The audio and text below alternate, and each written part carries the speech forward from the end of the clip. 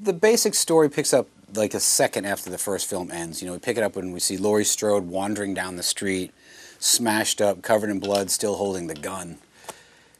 Sheriff Brackett finds her, and and then it moves through the whole story. But eventually, she moves in with Sheriff Brackett. She's living with Annie and the sheriff because her parents are obviously dead, and it's just her putting her life back together.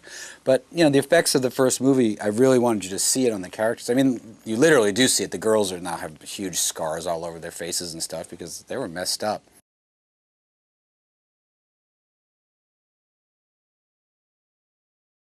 By knowing them, you kind of twist the characters into them, who they are as a person, and they can really expand it. In the first movie, she was playing like, oh, Laurie Strode, all-American girl, whatever. I didn't really know Scout as a person at all. And it was all about, oh, is she going to be like Jamie Lee Curtis, not be like Jamie Lee Curtis? Whereas this movie, knowing her, knowing where I want to take it, knowing that she could take it there, you'll never even compare the two. It's just such a different thing.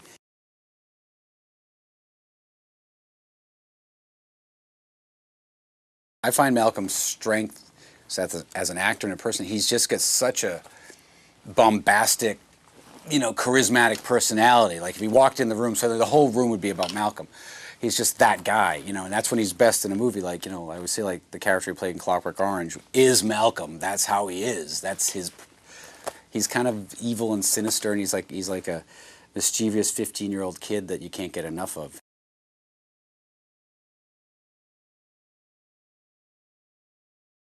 The after effects of the events for Dr. Loomis is he's gone off and become like, kind of hoard himself out. And he's making money off the whole thing. Because I was trying to relate it to something in real life, and I was thinking, okay, say the Manson murders.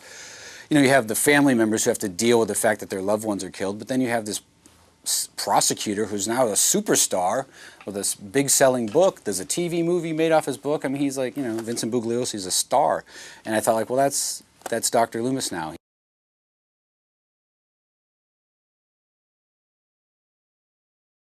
Once they know you and they trust you and they've seen the other movie and they're happy with it. Like Brad Dourif was very different because he was really happy at the end of when he saw Halloween.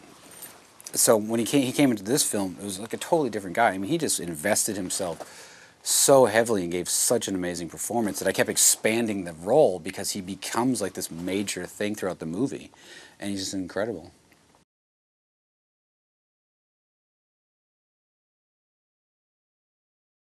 Well, what I like about Tyler Mane as Michael Myers is Michael Myers never really got to have an actor be him.